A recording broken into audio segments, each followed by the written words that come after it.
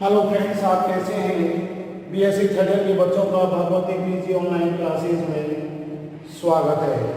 देखिए स्टूडेंट्सों, कल हमारा टॉपिक चल रहा था वास्तुदाब में आपेक्षिक अवनमन, आपका टॉपिक चल रहा था। और उस वास्तुदाब के आपेक्षिक अवनमन के अंदर हमने आपको एक आंशिक सवाल कराया। आज उसी कड़ी में हम एक दूसरा सवाल करते हैं, क्वेश्चन नंबर 2। और क्वेश्चन नंबर 2 है 20 डिग्री सेल्सियस पर एसीटोन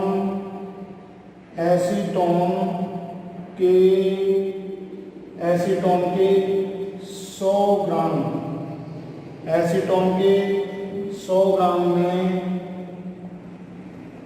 में किसी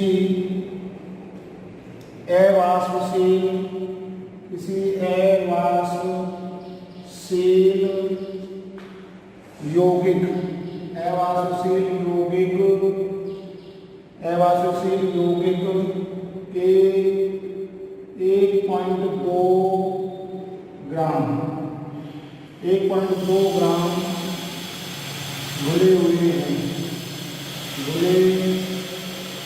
घुले हुए हैं।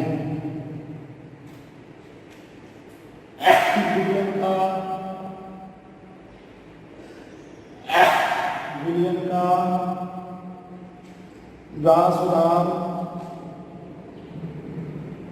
का वाष्पदाब 182.5 mmHg है। mmHg ज्ञात किया गया।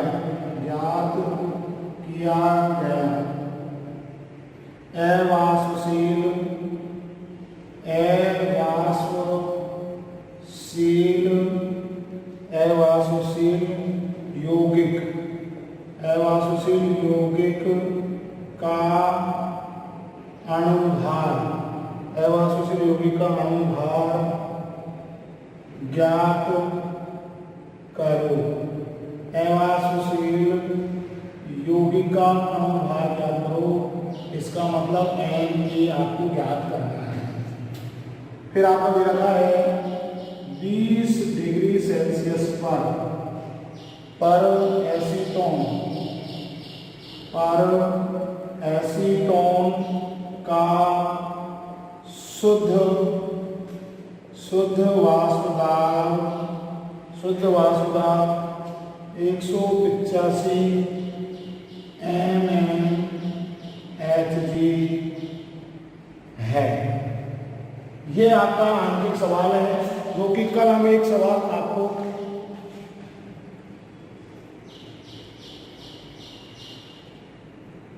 बता चुके हैं। और इस सवाल के अंदर देखिए हम इसका हल करेंगे। और हल करने पर देखिए आपका जो दिया हुआ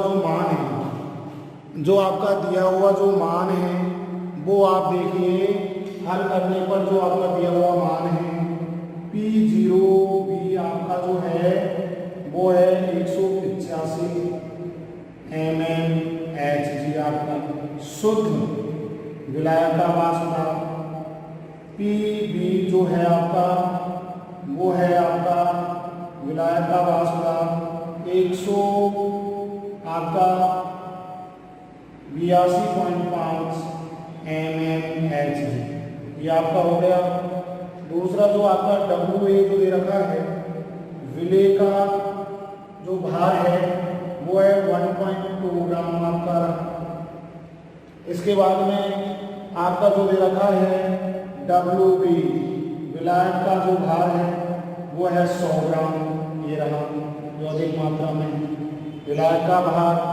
अब MB हमको देखिए, MB आपका यहाँ पर जो एसीटोन है, ये रहा आपका एसीटोन।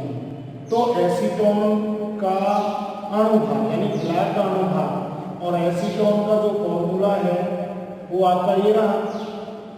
अब इसका अनुभार कितना है देखिए, आप याद कर लीजिए 1 2 3 कार्बन,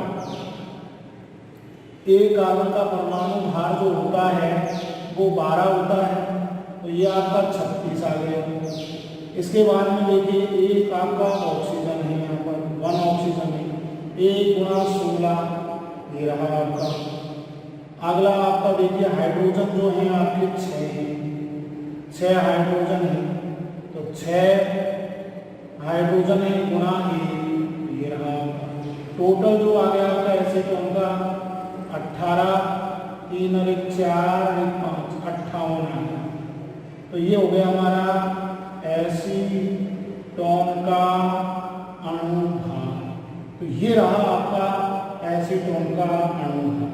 अब आपको ज्ञात क्या करना है, एमी, इस सवाल के अंदर क्वेश्चन मार्क, यानी कि अवाष्पशील यौगिक का अणु भार हमें ज्ञात करना है।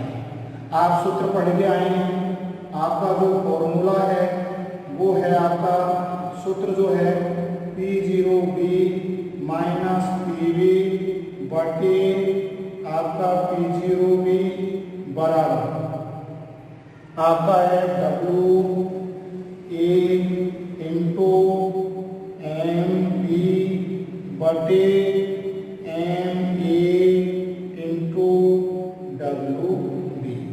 अब इस फॉर्मूले के अंदर आप मान रख दीजिए, तो P0B आपका हो गया देखिए 185 माइनस 182.5 बटे 185 बराबर आपका रहा WA कितना है, WA है 1.2 ग्राम, MB आपका क्या रहा 58 ग्राम बटे आपका जो है वो WB MA आपका ज्ञात करना है इंटू WB आपका 100 रहा।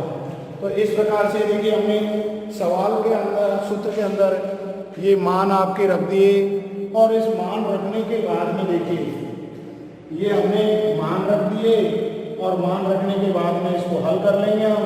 देख लीजिए आपको MA ज्ञात करना है, तो हमने वर्गमूल कर दिया, MA हम ज्ञात करेंगे तो आपका क्या हो जाएगा 1.2 गुणा 58 इंटू 185 बटे आपका 100 गुणा 2.5, क्योंकि 185 में से 182 के आपके घटाने पर ये देख लीजिए 185 में से आप जो है 182 की बाकी कर रहे हैं, आपका 5 बच गया, 4 हो गए, हम 2.5 आ गया, तो ये रहा आपका 2.5। तो इस प्रकार से अब इसका हल हम कर लें। भाई गुणा भाग तो अपन आसानी से कर सकते हैं, कोई दिक्कत नहीं है, ये इसका मॉलिक्यूलर वेट आ गया। तो इस प्रकार से हमने देखिए स्टूडेंट्स को आपको 2 आंकिक सवाल करा दिए, 100% इनमें से आता है। तो आज का जो सवाल था वीडियो में हमारा 20 डिग्री सेल्सियस पर एसीटोन के 100 ग्राम में किसी अवाष्पशील हम पहले पढ़ा चुके हैं जिसका वाष्पीकरण नहीं हो रहा हो, यौगिक के 1.2 ग्राम भरे हुए हैं, यानी विलेय की जो मात्रा है वो इतनी है। ये रहा विलेय का जो भार है 1.2 ग्राम है अवाष्पशील, जो हम पूर्व में बता चुके हैं सारी चीजें। तो विलेय का वाष्प दाब जो है वो 182.5 mm याद किया गया है। अवाष्पशील यौगिक का अनुभार, अवाष्पशील यौगिक का अनुभार ज्ञात करो। 20 डिग्री सेल्सियस पर एसीटोन का शुद्ध वाष्प दाब 185 mmHg है। तो देखिए हमारा दिया हुआ मान P0B 185 mmHg है। आपका जो है आंशिक विलायक का वाष्प दाब 182.5 mmHg है। विलेय का जो भार है 1.2 ग्राम है, विलायक का जो भार है 100 ग्राम है, एसीटोन का जो अनुभार है हमने ज्ञात कर लिया, यह आपका एसीटोन का अनुभार आ गया। यहाँ पर देखिए 1 2 3 कार्बन है, एक कार्बन का जो परमाणु भार है एटॉमिक वेट परमाणु भार, ये आपका ये परमाणु भार हो गया। ऑक्सीजन 1 है आपकी, ये ऑक्सीजन 1 रहेगी 16, 6 गुणा 1 हाइड्रोजन बराबर ये हो गया आपका 58 हमने योग कर दिया। तो ये आपका रहा एम ए हमें याद करना है। ये आपका फॉर्मूला है P0B माइनस P बटे P0B बराबर W इंटू एम बी बटे M A into W B. अब हमें जो याद करना है तो देखिए शुद्ध आपका ये रहा, ये आपका रहा आंशिक वाष्पा, इसमें से हमने घटा देंगे। शुद्ध आपका ये रहा 185 जो आपका ये दिया हुआ है। आपका विली का भार एसीटोन का अनुभाग ये रहा। एम ए हमें याद करना है, विलायक का भार आपका।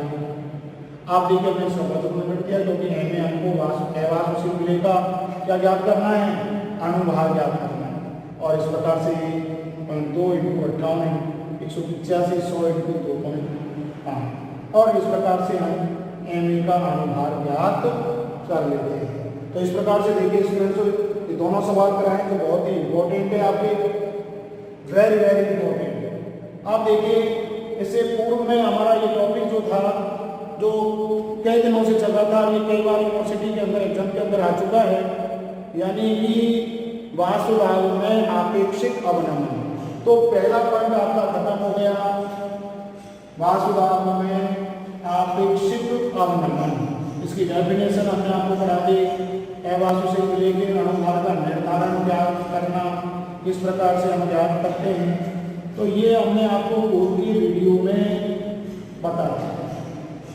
और कल हमने जो आपको पोस्ट वार्ड में वाकर विधि यानी गति विधि जो कि एक सुधार में अपेक्षित अवनमन की एक प्रायोगिक विधि है, वो भी हमने आपको डायग्राम के माध्यम से कल आपको समझा दिया था। कल एक न्यूमेरिकल करा दिया, आज भी हमने आपको एक अंतिम सवाल करा दिया। और इसके बाद में हमारा दूसरा टॉपिक चलेगा, वो है आपका क्वथनांक में उन्नयन। उन्नयन का मतलब वृद्धि होना, क्वथनांक मतलब बॉइलिंग पॉइंट के अंदर वृद्धि होना। तो वो टॉपिक हम दूसरा पढ़ रहे हैं। ये चारों ही टॉपिक बहुत इंपॉर्टेंट है और आपको हर क्लास में पढ़ रहे हैं। तो 100% ऐसा नहीं है वहाँ का वजह से ध्यान मानना नहीं आएगा, वो आता है। यदि हमारे वहाँ ये टॉपिक समझ में आ गए तो आज हमें कोई दिक्कत नहीं किसी प्रकार। वह ताप जिस पर कोई द्रव उबलता है, यानी वह ताप जिस पर कोई द्रव जो है, वह ताप जिस पर कोई द्रव उबलने लग जाता है, उबलने लग जाता है, इसका क्वथनांक कहलाता है। इसका क्वथनांक कहलाता है, मतलब बॉइलिंग पॉइंट कहलाता है। यह आपका बॉइलिंग पॉइंट कहलाता है, बीपी जिसे अपन कहते हैं वो आता है, बॉइलिंग पॉइंट कहलाता है। जब किसी द्रव का वाष्प दाब, जब किसी द्रव का वाष्प दाब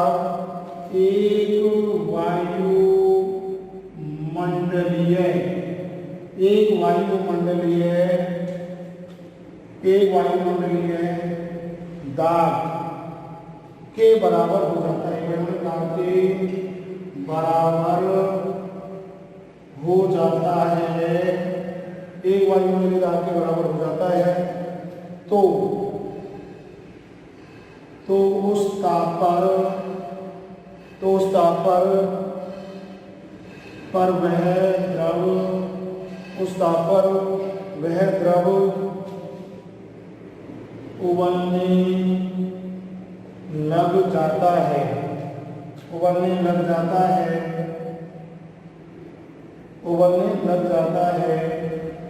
जिसे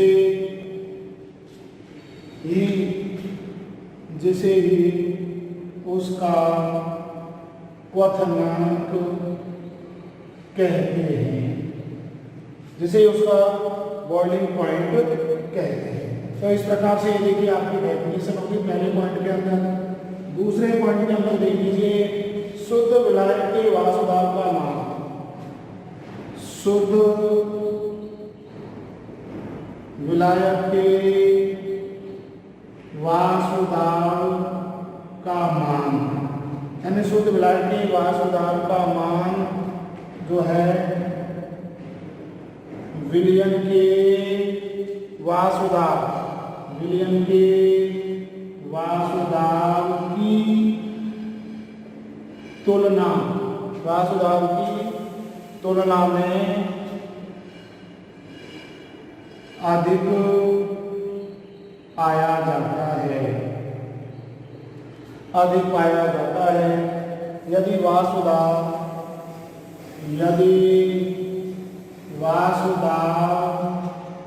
तथा ताप के मध्य ग्राफ, ताप के मध्य ग्राफ बनाए तो निम्न प्रकार का प्राप्त होता है। तो ये देखिए, तो ये हम ग्राफ बना रहे हैं, ये देखिए ये हमारा ग्राफ है जो कि हम ताप और वाष्प के मध्य ये ग्राफ हम बना रहे हैं। और इस ग्राफ को आप समझने की कोशिश कर रहे हैं। ये देखिए ये ग्राफ है हमारा, और इस ग्राफ के अंदर देखिए एक वायुमंडलीय दाब, ये एक वायुमंडलीय दाब पर देखिए ये एक वायुमंडलीय दाब, और ये रहा आपका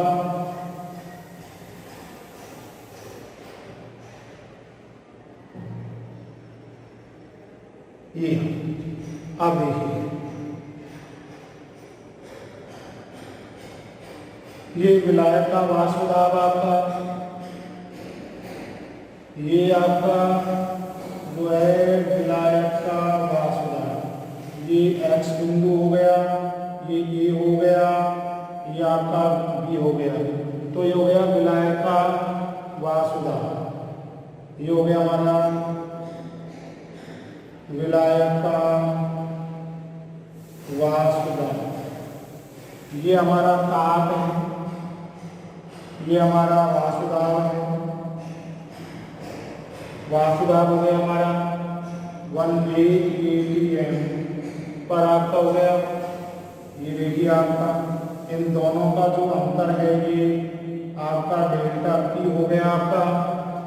और इसी प्रकार से ये देखिए आपका नेक्स्ट जो ग्राफ है वो ये रहा, और ये आपका जो बिंदु है वो आपका वाई रहा, ये वाई बिंदु हो गया आपका सी और डी, सी और डी ये हो गया विलयन का वाष्पदाब, विलयन का वाष्पदाब। अब देखिए विलायक को हम जो है T0B आपका और TB ये हो गया विलयन का, इन दोनों का जो अंतर है वो डेल्टा TB है, वो क्या है आपका डेल्टा TB। तो ये बहुत ही इंपॉर्टेंट देखिए ग्राफ है, बहुत वेरी इंपॉर्टेंट। आपका कई बार एग्जाम में पूछा जाता है वक्र जो है आपका AB बराबर, वक्र AB बराबर है आपका विलायक का वाष्पदाब, विलायक का वाष्पदाब, C और D जो है विलयन का वाष्पदाब, विलयन का वाष्पदाब। तो इस प्रकार से देखिए C और D जो है आपका विलयन का वाष्पदाब है, A और B जो है विलायक का वाष्पदाब है, विलायक का विलयन का विलायक का वाष्पदाब। तो देखिए स्टूडेंट्स बहुत ही इंपॉर्टेंट टॉपिक नंबर 2 चल रहा है अणुसंख्या गुणधर्म के अंदर, जो कि बहुत ही इंपॉर्टेंट है, वेरी इंपॉर्टेंट। यानी वह ताप जिस पर कोई द्रव उबलने लग जाता है यानी गर्म होने लग जाता है तो वह उसका क्वथनांक कहलाता है, वह उसका बॉइलिंग पॉइंट कहने लग जाता है। यदि कोई भी द्रव जैसे पानी है वो उबलने लग जाता है तो वह उसका बॉइलिंग पॉइंट कहलाता है।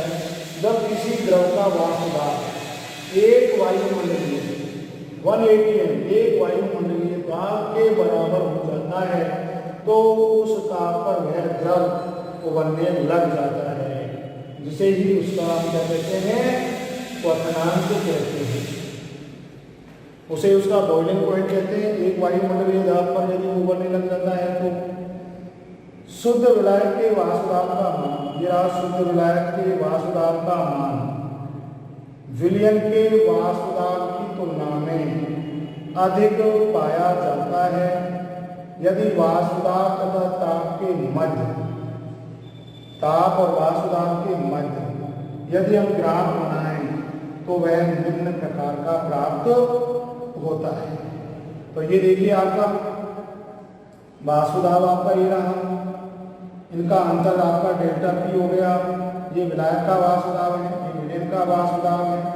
ए और बी जो है आपका वो है विलायक का वाष्प दाब, सी और डी जो है विलयन का वाष्प दाब है, ये शुद्ध विलायक का वाष्प दाब है, यह आपका विलयन का वाष्प दाब है। आप देखिए हम जो पढ़ते हैं वो डेल्टा टी वी बराबर आपका क्या हो गया, ये देखिए ये अधिक है टी वी माइनस शुद्ध वाष्प, अर्थात ये आपका जो है क्वथनांक में उन्नयन आपका हो गया। ये डेल्टा टी वी जो है क्वथनांक में उन्नयन, और ये हो गया आपका विलयन का क्वथनांक, विलयन का क्वथनांक, और ये हो गया आपका विलायक का क्वथनांक। क्या हो गया ये आपका विलायक का क्वथनांक। ये बहुत ही इंपॉर्टेंट है, वेरी वेरी इंपॉर्टेंट। तो इस प्रकार से विलयन का क्वथनांक में से विलायक का क्वथनांक हमने घटा दिया तो क्वथनांक में उन्नयन है, इतनी वृद्धि हुई तो वो वृद्धि आपको देखो दिखाई देगी बिल्कुल स्पष्ट में। इस प्रकार से क्षेत्र बहुत इंपॉर्टेंट है। वाष्प दाब एवं ताप के मध्य ग्राफ द्वारा हम समझ रहे हैं। तो इस प्रकार से यहाँ पर तीन जो है आपके हम पढ़ रहे हैं, तीन बिंदु पढ़ रहे हैं।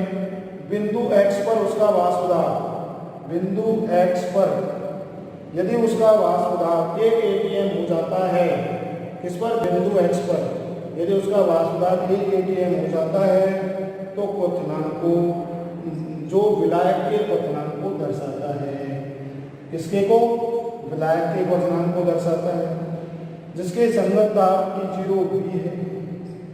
बिंदु y पर यदि उसका वाष्प एक वायुमंडलीय दाब हो जाने से वह विलयन का क्वथनांक कहलाता है, ये विलायक का क्वथनांक कहलाता है, ये विलयन का क्वथनांक कहलाता है।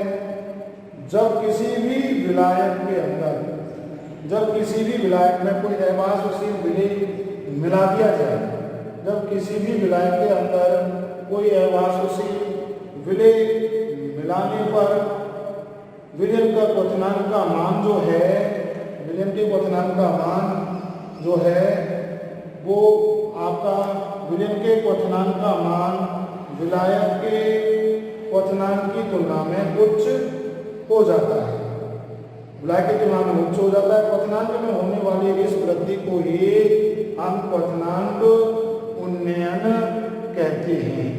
क्वथनांक क्या कहते हैं, उन्नयन कहते हैं। तो इस प्रकार से देखिए स्टूडेंट्स, ये बहुत ही इंपॉर्टेंट है आपका, वेरी वेरी इंपॉर्टेंट है।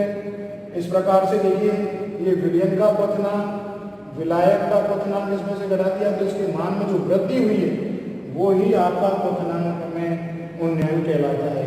तो इस प्रकार से देखिए स्टूडेंट्स, आज के हमने वीडियो में आपको सबसे इम्पोर्टेंट पुराना जो टॉपिक चल रहा था हमारा नंबर 1 वाष्प दाब में आपेक्षिक अवनमन, वो आपका टॉपिक खत्म हो गया। उसका न्यूमेरिकल भी हमने आपको करा दिया। वो सूत्र आपका फॉर्मूला बहुत इंपॉर्टेंट है, उसमें एक आंतरिक सवाल जरूर आता है। अवासुशील विलेय का अनुमान हमने आपको निकाला। उसके बाद में देखिए हमारा दूसरा टॉपिक जो है क्वथनांक में उन्नयन चल रहा है, यानी कि वह ताप जिस पर कोई भी द्रव उबलने लग जाता है वह इसका क्वथनांक कहलाता है। जब किसी द्रव का वाष्प दाब मानिए 1 वायुमंडलीय दाब के बराबर हो जाता है तो उस ताप पर वह द्रव उबलने लग जाता है, जिसे हम उसका क्वथनांक कहते हैं। शुद्ध विलायक के वाष्प दाब का मान विलयन के वाष्प दाब की तुलना में अधिक पाया जाता है, अधिक पाया जाता है, यानी शुद्ध का जो क्वथनांक बॉइलिंग पॉइंट का मान है वो उच्च पाया जाता है यदि वाष्प दाब तथा ताप के मध्य ग्राफ बनाए तो निम्न प्रकार का प्राप्त होता है। तो देखिए यहाँ पर वक्र AB विलायक का वाष्प दाब कहलाता है, वक्र CD विलयन का वाष्प दाब कहलाता है। अब यहाँ X पर जो है, X बिंदु पर जो है विलायक का वाष्प दाब के संगत T0 भी है, Y पर जो है विलयन का वाष्प दाब इसका संगत T भी है।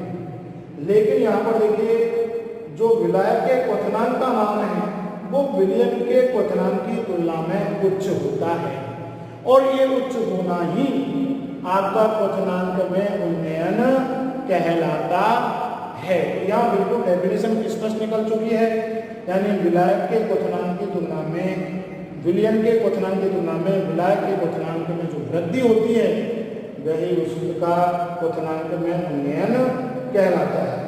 तो इस प्रकार से देखिए स्टूडेंट्सों, ये बहुत ही इंपॉर्टेंट टॉपिक था जो हमने आपको पढ़ाया। अब इसकी डेरिवेशन, इसका फॉर्मूला जो है हम नेक्स्ट वीडियो में आपको बताएंगे। आज के लिए इतना ही, बहुत धन्यवाद।